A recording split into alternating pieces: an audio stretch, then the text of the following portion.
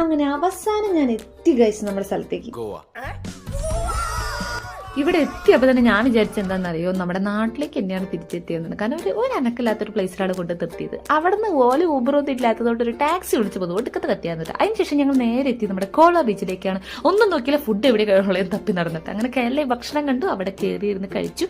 കുഴപ്പമൊന്നും ഉണ്ടായിരുന്നില്ല, ഏകദേശം കുഴപ്പമില്ലാത്ത ഫുഡൊക്കെ ആയിരുന്നു, പക്ഷെ നല്ല റേറ്റ് ഉണ്ട്. അതിനുശേഷം നമ്മളിവിടെയുള്ള എല്ലാ സ്ഥലത്തേക്കും പോയിട്ട് കഴിച്ചു. ബട്ടർഫ്ലൈ ബീച്ച്, ബാഗ ബീച്ച്, പിന്നെ കോള ബീച്ച് നമ്മളിപ്പോൾ കണ്ടല്ലോ. അങ്ങനെ കുറേ ബീച്ചുകളിലേക്ക് പോയി, പിന്നെ കുറേ സ്ഥലങ്ങളിലേക്ക് പോയി. എനിക്ക് തോന്നുന്നു നല്ലൊരു ബെറ്റർ പ്ലേസും തന്നെയാണ് കേട്ടോ. എനിക്ക് ഭയങ്കര ഇഷ്ടമായി.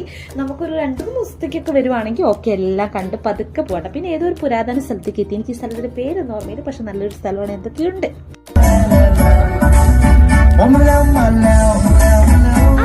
അങ്ങനെ ഡാൻസ് കണ്ടിട്ട് അതിന് ശേഷം നല്ല സുഹൃത്തുക്കളെ കിട്ടിയിട്ട് അവരെ കൂടെ ഫുഡൊക്കെ അടിച്ച് അങ്ങനെ നമ്മുടെ കൊച്ചു വിശേഷം കഴിഞ്ഞ് ഗോവയത്തെ. ഇനി അടുത്ത വിശേഷമായിട്ട് അടുത്ത വീഡിയോയിൽ കാണാം. അപ്പോൾ ചാനൽ ഇഷ്ടമാണ്